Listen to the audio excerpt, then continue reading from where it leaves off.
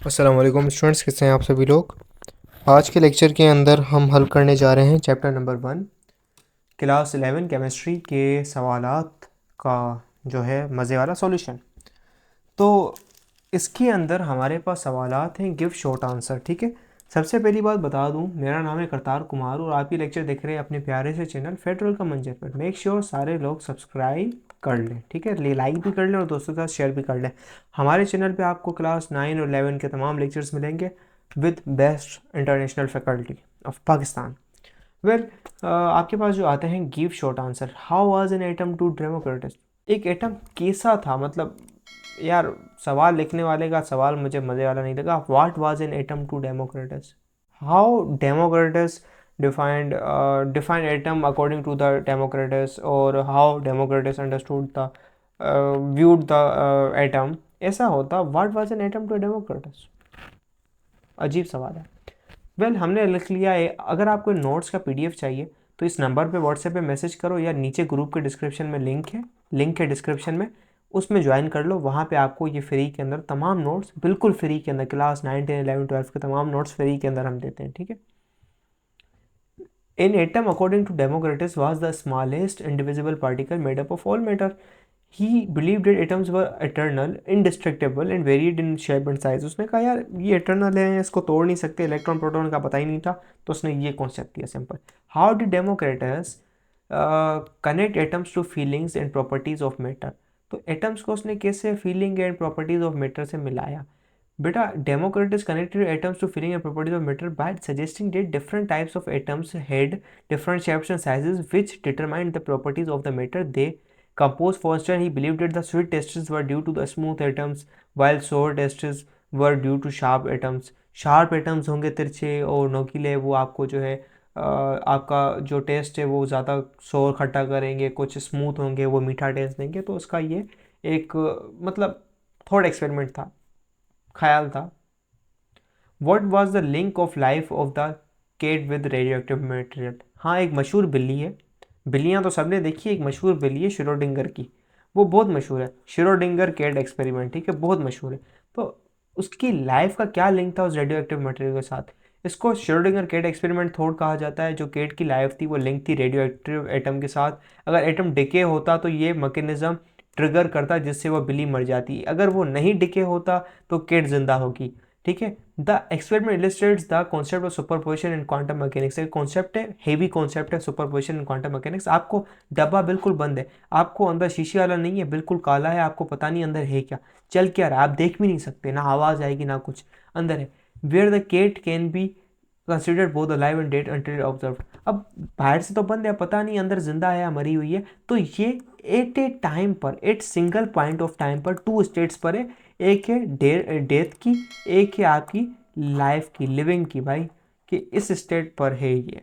How can we relate Schrodinger's cat experiment with quantum mechanics.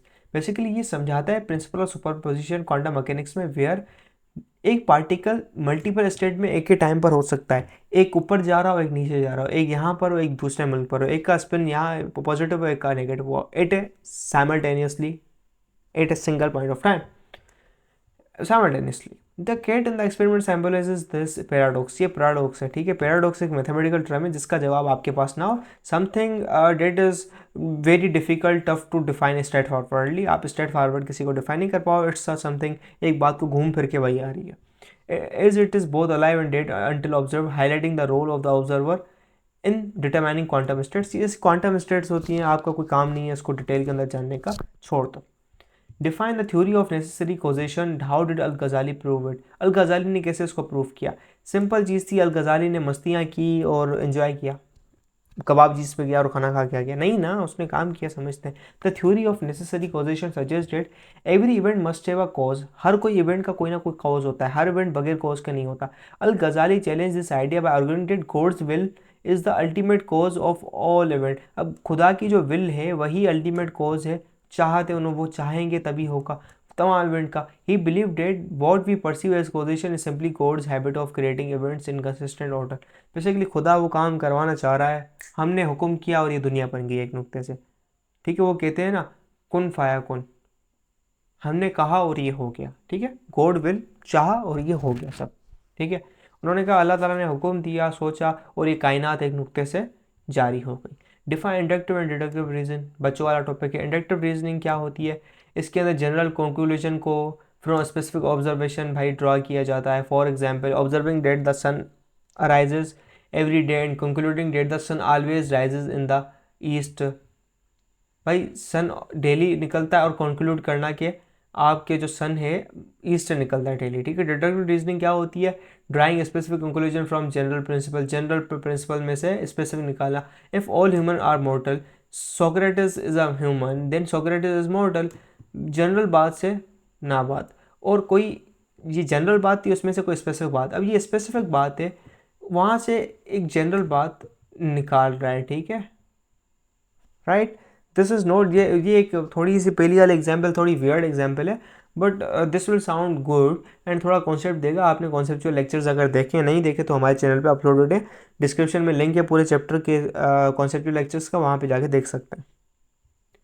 Explain the thought experiment of JC. Maxwell, ठीक है। JC. Maxwell का thought experiment को Maxwell's diamond भी कहा जाता है। एक हाइपोथेटिकल क्रिएचर थी what that can sort molecules based their speed seemingly violating the second law of thermodynamic का सेकंड लॉ होता है the demon opens a close and door between the two chambers allowing only fast moving molecules to pass in one direction, slow moving ones in the opposite direction, potentially creating a temperature difference without doing work. Work के बगैर जो है उसने जो thought experiment था उसने क्या किया, वो टेम्परेचर बढ़ा दिया बगैर वर्क डन किया। विदाउट वर्क डन आप टेम्परेचर बढ़ा रहे हो, वाह। तो this was thought experiment. Explain the experimental background of atomic theory, atomic theory का एक्सपेरिमेंटल बैकग्राउंड बताओ। भाई एटॉमिक थ्योरी डेवलप सेवरल की एक्सपेरिमेंट में थी। जॉन डॉल्टन प्रपोज किया गया एटम इंडिविजिबल पार्टिकल है, उसकी ऑब्जर्वेशन थी केमिकल रिएक्शन के ऊपर। थॉमसन ने इलेक्ट्रॉन डिस्कवर इलेक्ट्रॉन किया कैथोड रूस के अंदर भाई, और कहा एटम डिविजिबल है। अर्नेस्ट रदरफोर्ड ने गोल्ड फॉयल एक्सपेरिमेंट किया जहाँ से उसको पता चला न्यूक्लियस है, न्यूक्लियस के अंदर इर्द गिर्द इलेक्ट्रॉन घूम रहे हैं, अंदर दूसरी चीज़ें भी हैं। ऐसे ये गिरो हुआ है। पांचवा सवाल आपका प्यारा सा आ जाता है, describe what conclusion can be drawn by Schrodinger from his thought experiment. भाई कौन सी आप जो है कंक्लूजन निकाल सकते हो? सिंपल कंक्लूजन है कि quantum mechanics could lead to paradoxical situation. Quantum mechanics आपके सिंपल दिमाग को शार्ट कर देगी और ऐसी चीज़ें लाएगी जो आप सोच भी नहीं सकते, such as the superposition of state where system can exist in multiple state simultaneously, the cat being both alive dead exemplified the strange implication of quantum theory when applied to everyday object। Basically भाई एक चीज़ मरी हुई है और जिंदा eight a time कैसे हो सकती है? या तो मरी हुई हो सकती है या तो जिंदा होगी, एक चीज़ होगी ना। लेकिन भाई वो बिल्ली मरी भी हुई है जिंदा भी हुई है, because you don't have any observe any information. जब तक आपको इन्फॉर्मेशन नहीं मिलेगी, इन्फॉर्मेशन क्या, you don't know what's going on inside the box, you are not getting information and without information you can't tell anything. जब तक information आपको नहीं मिलेगी ना, सर्टेन इन्फॉर्मेशन आपको नहीं मिलेगी for some kind of event, you can't explicitly explain the things, okay, you just can predict and in prediction there is probability. What is probability? 50% you have a chances, or you have restricted some domains that you can rise or increase or decrease the probability, but for the sake of simplicity there is a restriction and you have suggested that there is a 50% probability of being alive and dead. That's why this is 50-50 that you call this is both alive and dead. तो इसको आपको समझना होगा। How did Al-Ghazali conclude from a piece of burning cotton? His conclusion with his concept of God's involvement on natural laws। भाई खुदा की क्या मतलब बीच में उनकी जुस्तजू है, उनका जो है विल है इस कायनात के प्रोसेस को करवाने में। अल गजाली ने एक एग्जाम्पल ली कि कॉटन को बर्न किया to argue that cotton does not burn because of the fire alone but because of God will it, God wills it to burn.